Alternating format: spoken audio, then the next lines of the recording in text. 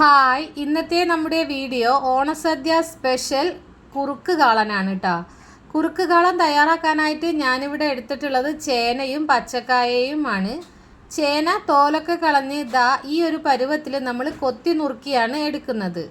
ഇനി അടുത്തത് പച്ചക്കായയാണ്. പച്ചക്കായ ആദ്യം തന്നെ തോലൊക്കെ കളയുക. അതിനുശേഷം നെടുകെ കട്ട് ചെയ്തതിന് ശേഷം ഈ ഒരു വലുപ്പത്തിലും തിക്നെസ്സിലും കട്ട് ചെയ്തെടുക്കുകയാണ് ചെയ്യുന്നത്.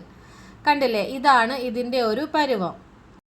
പിന്നെ ഈ ഒരു ചേനയ്ക്ക് അത്യാവശ്യം നല്ല വേവ് ഉണ്ടായിരുന്നു കേട്ടോ. ഇനി നെക്സ്റ്റ് സ്റ്റെപ്പ് എന്ന് പറയുന്നത് ഈ ഒരു ചേനയിലേക്കും കായയിലേക്കും മഞ്ഞൾപ്പൊടി ഇട്ട് അതിലേക്ക് കുറച്ച് വെള്ളം കൂടി ഒഴിച്ചെടുത്ത് ഒരു 10 മിനിറ്റ് നേരം ഈ ഒരു വെള്ളത്തിൽ ഡിപ്പ് ചെയ്തിടുക എന്നുള്ളതാണ്. നമ്മുടെ കായയുടെ കറയെല്ലാം പോവാൻ ഈ ഒരു സ്റ്റെപ്പ് അത്യാവശ്യമാണ് കേട്ടോ. 10 മിനിറ്റിന് ശേഷം നമ്മുടെ കാളൻ ഉണ്ടാക്കാൻ ആവശ്യമായിട്ടുള്ള ഒരു പാത്രം എടുത്തിട്ടുണ്ട്. നല്ല ചുവട് കട്ടിയുള്ള പാത്രമാണ് എടുത്തിട്ടുള്ളത്. അതിലേക്ക് നമ്മൾ കഴുകി വെച്ചിട്ടുണ്ടായിരുന്ന ചേനയും കായയും ഇട്ട് കൊടുക്കുന്നുണ്ട്. പിന്നെ അത് വേവാൻ ആവശ്യമായിട്ടുള്ള വെള്ളം ഒഴിച്ചു കൊടുത്തതിന് ശേഷം മഞ്ഞൾപ്പൊടിയും കുരുമുളക് പൊടിയാണ് ഇട്ട് കൊടുക്കുന്നത്. കുരുമുളക് പൊടി കുറച്ചധികം വേണം കേട്ടോ. ഞാനൊരു 3-4 ടീസ്പൂണോളം ഇട്ട് കൊടുത്തിട്ടുണ്ട്. ഇനി അതൊന്ന് വേവട്ടെ. ആ ഒരു സമയം കൊണ്ട് നമുക്ക് ഇതിലേക്ക് ആവശ്യമായിട്ടുള്ള അരപ്പ് തയ്യാറാക്കണം. അതിനായിട്ട് ഒരു നാളികേരം എടുത്തിട്ടുണ്ട്.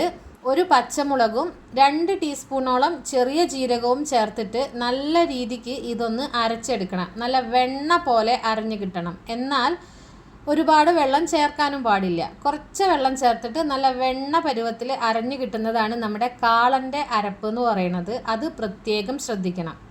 ഒരുപാട് വെള്ളം ചേർത്തിട്ട് അരച്ചെടുക്കാനേ പാടില്ല. അങ്ങനെ നമ്മുടെ കാളൻ്റെ അരപ്പ് ഇവിടെ റെഡിയായി കിട്ടിയിട്ടുണ്ട് കേട്ടോ. അരയ്ക്കുന്നതിൽ വെള്ളം കൂടാനേ പാടില്ല കേട്ടോ. ഒരിത്തിരി വെള്ളം ചേർത്തിട്ട് മാത്രമേ അരച്ചെടുക്കാൻ പാടുള്ളൂ. എന്നാലേ കുറുക്ക് കാളനാവുള്ളൂ. കുറച്ച് സമയം കഴിഞ്ഞപ്പോൾ ഞാൻ ആ മൂടി ഒന്ന് തുറന്ന് നോക്കിയിട്ടുണ്ടായിരുന്നു. അപ്പോൾ നമ്മുടെ ചേനയും കായയും ഏകദേശം ഒന്ന് വെന്ത് വന്നിട്ടുണ്ടായിരുന്നു കേട്ടോ. ഇനി നമുക്ക് ഈ ഒരു വെള്ളം കൂടി വറ്റണം. ഈ ഒരു വെള്ളം വറ്റുന്ന സമയം കൊണ്ട് നമ്മുടെ ചേനയും കായയും സെറ്റായിട്ട് കിട്ടുകയും ചെയ്യും.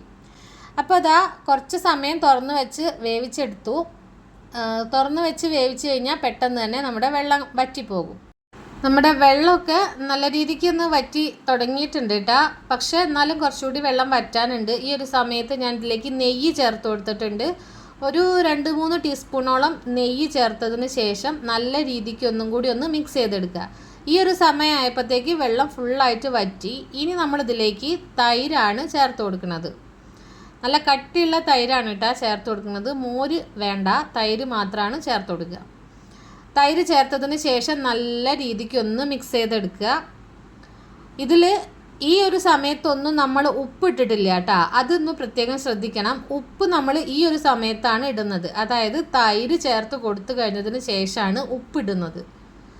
ഉപ്പിട്ടതിന് ശേഷം നല്ല രീതിക്ക് ഒന്ന് മിക്സ് ചെയ്യാണ്. അതിന് ശേഷം ഇനി ഈ തൈരും കൂടി ഇതിൽ കിടന്ന് നല്ല രീതിക്ക് ഒന്ന് വറ്റി വരണം.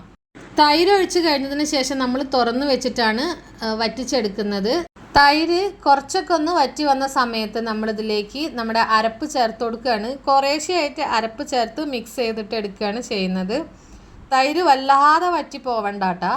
ജസ്റ്റ് ഒന്ന് വറ്റി വരുന്ന സമയത്ത് ഈ അരപ്പും കൂടി ചേർത്ത് നല്ല രീതിക്കൊന്ന് മിക്സ് ചെയ്യുക. അതിനുശേഷം നമ്മൾ ഇതിലേക്ക് കറിവേപ്പില ഇട്ട് കൊടുക്കുകയാണ്.